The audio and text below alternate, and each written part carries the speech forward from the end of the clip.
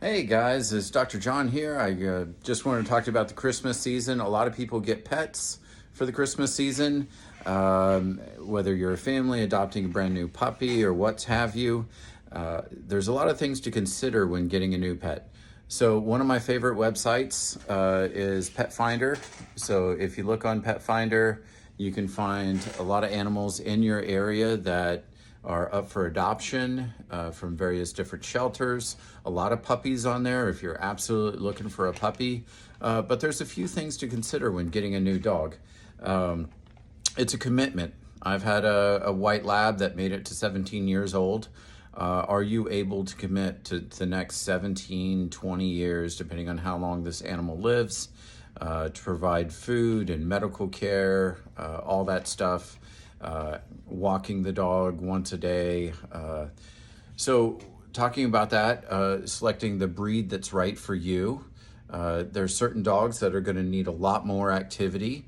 And so that would be something like a greyhound, any of the herding dogs. They're going to be a lot more energetic than, say, a lazier dog like a bloodhound or something like that.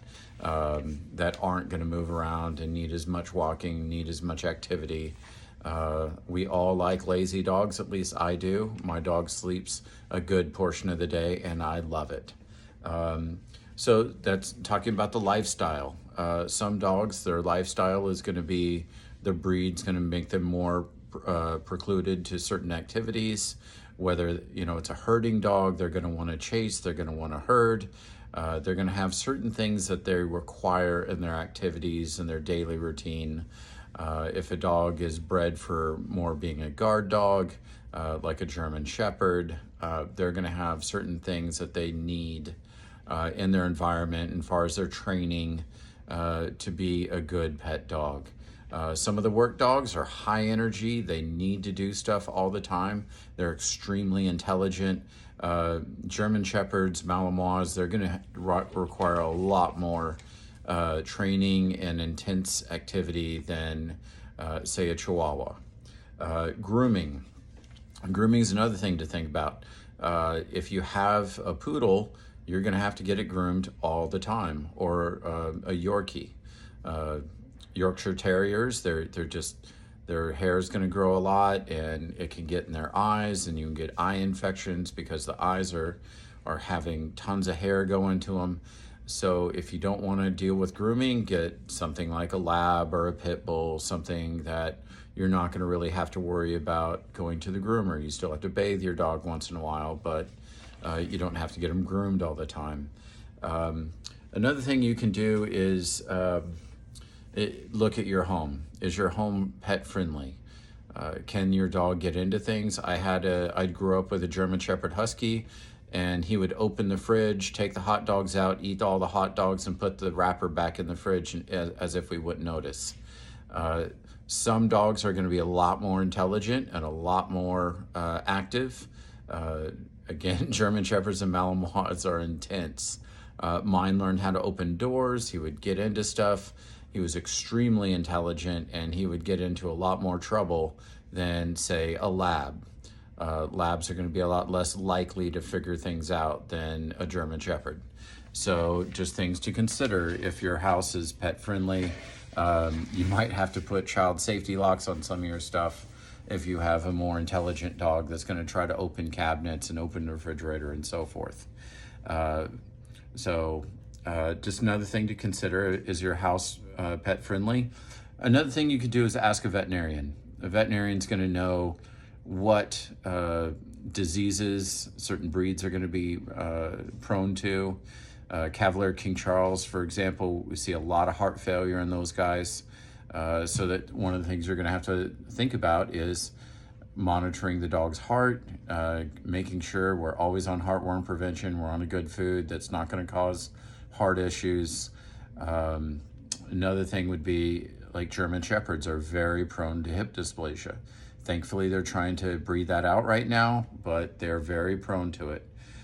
So ask a veterinarian. Another thing is, if you buy a dog instead of adopting from a shelter, you're going to have a health certificate in the state of Florida. So a legal health certificate is going to look something like this. And so that's going to be a USDA form, and it's done by a USDA accredited veterinarian. So in the state of Florida, it's illegal to sell a dog without a health certificate. You have to have a health certificate. I've seen a fake health certificate like this. So if there's stickers glued onto a sheet, or things are handwritten instead of typed, that's going to be a clue that that's a fake health certificate. It's not a legal document. Generally, the veterinarian signature and license number with the health certificate tells you it's a real health certificate. There will be an adjustment period if you adopt a dog, getting used to the dog, what they're doing, or cat, and how you can make the house better for them. And along with that goes training. You're definitely gonna have to do training, not just potty training, but also sit, shake, come. That way you have some control of an animal when you need to. And medical care is another concern. If you have something like a Cocker Spaniel, they're very prone to ear infections. So you might end up being in the vet clinic quite a bit for ear infections if they're not being taken care of. So consider how much you want to spend on medical care. Certain breeds are going to require a lot more medical care than others. Lastly, making sure that we get neutered or spayed, castrated. We don't want to breeding more dogs than we can deal with. The shelters are already overwhelmed. Doing the spay and castration also makes them healthier later in life. For the castration, it makes them a better pet. They're not an alpha male trying to do mating behavior and so forth. Also making sure we have ID on them, collar and tag, microchip. That way if they get lost, you can find them. So just a few things to consider if you're going to be adopting an animal this season. I always stress, please go to a shelter and adopt. Pet Finder can help you find local puppies or dogs in your area that desperately need homes. Please do not buy an animal. There are thousands and thousands of dogs that need homes from a shelter. We don't want to have them euthanized. We want you to adopt them.